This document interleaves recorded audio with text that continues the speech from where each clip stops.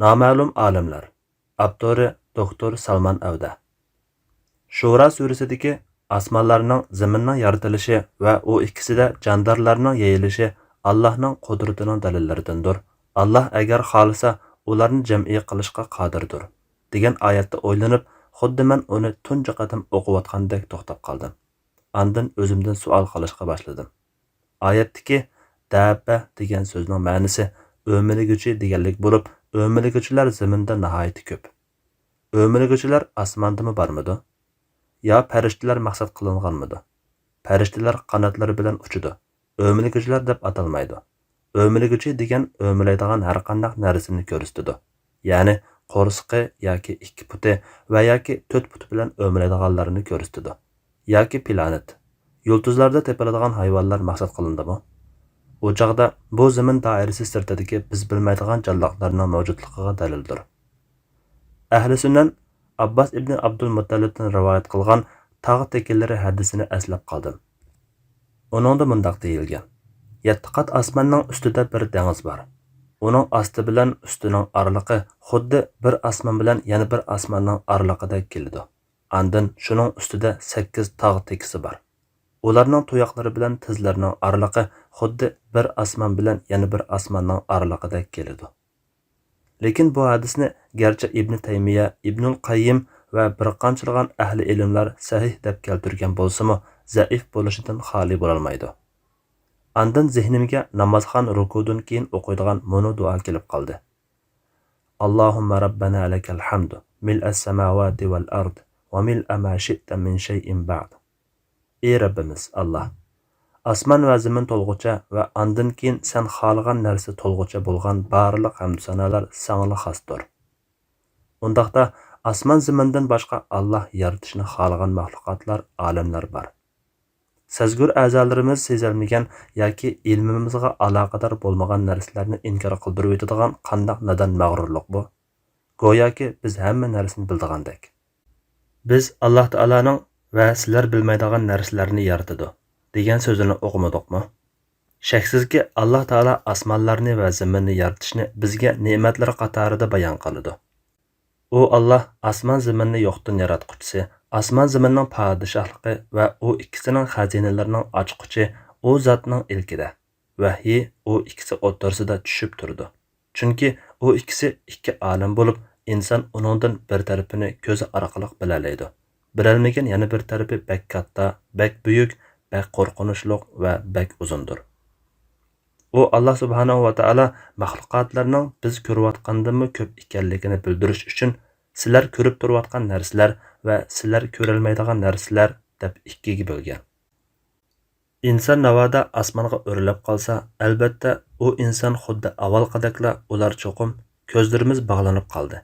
Balkim sehrlangan qavm bo'lib qolsak kerak deyishidi. Demak, u inson uningda aylanishga taqat qila olmaydigan narsa bo'lib, biror so'rinda yoki ekranda va yoki monarda uning kichiklatilgan bir o'rnagini ko'rishning o'zimi boshlarni aylantiradigan, yuraklarni soldiradigan va nervlarni qo'zg'aydigan bir ish tursa, navoda uning ichiga kirib yoki uningga yaqinlab qolsa, qandaqmi bo'lib ketar? Biz duodagi andin keyin sen xohlagan narsa to'lg'ucha degan so'zni takrorlasak, ko'zlarimizga tushib turadigan narsalardan boshqa biz bilmaydigan intayin cho'ng olamlarning mavjud ekanligiga iymon etishimiz zarurdir.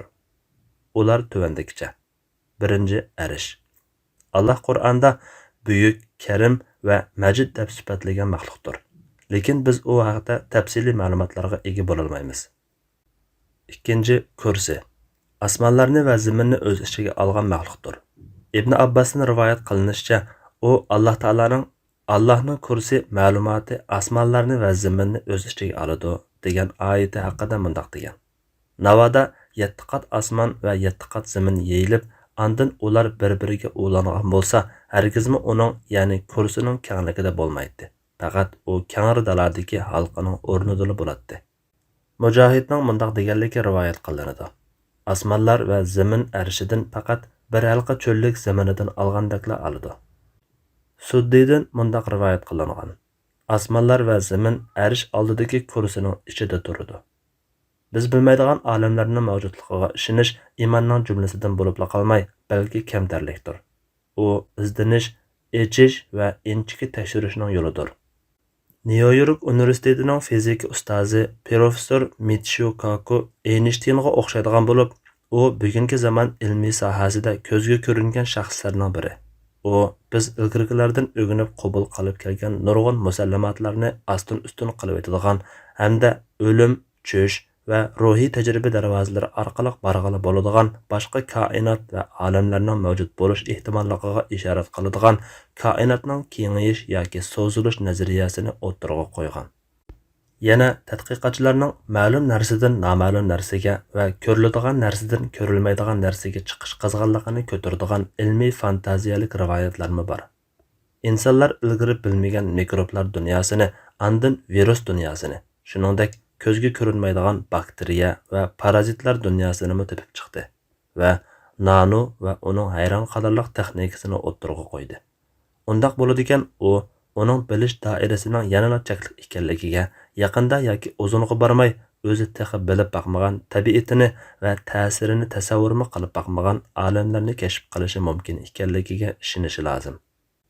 Hech qanday xabar bo'lmagan, quloqmi anglab boqmagan intayin yiroq dunyolar haqida Alloh taolo faqat uning atrofidagi biz muhtoj bo'ladigan bir qismlarni bildirgan. Bir qismini kashf qilish ishini bizga tashlab qo'ygan. Hojatimiz bo'lmagan g'aybiyatlarning sirini ochmay qatlab qo'ygan. Hammani yaratquchi buyuk Allohga iymon etish, ishonish, aql va tasavvurni kengaytirdi. Shundaqla Alloh taolaning qudrati barliqqa keltirgan mavjudlikdan kelib chiqqan cheksiz imkoniyatlarga basiratlik aql ko'zlarimiz bilan nazar qilishimiz uchun bizni tayyorlaydi. Koinotlarni, olamlarni, dunyo va oxiratni, osmon va zaminni, biz ko'radigan va ko'rmaydigan narsalarni yaratquchi Alloh. Qalblarimizni seni do'st tutishda mustahkam qilgan. Tillarimizni seni zikr qilishga, sana shukr aytishga va sening ibodatingni qilishga bo'ysundirib bergin. Bizlarga qudratingga bo'ysunishni, biz biladigan maxluqotlarga yaxshi muomala qilishni va g'aybiyatlarga iymon etishni rizq qilib bergin. Bizlarga aqlimizni texmi basiratlik, iymonimizni texmi ziyoda qiladigan qudrat dalillarini bizga ko'rsatgin. Amin. Tarjimada Abdulhakim Taranchi.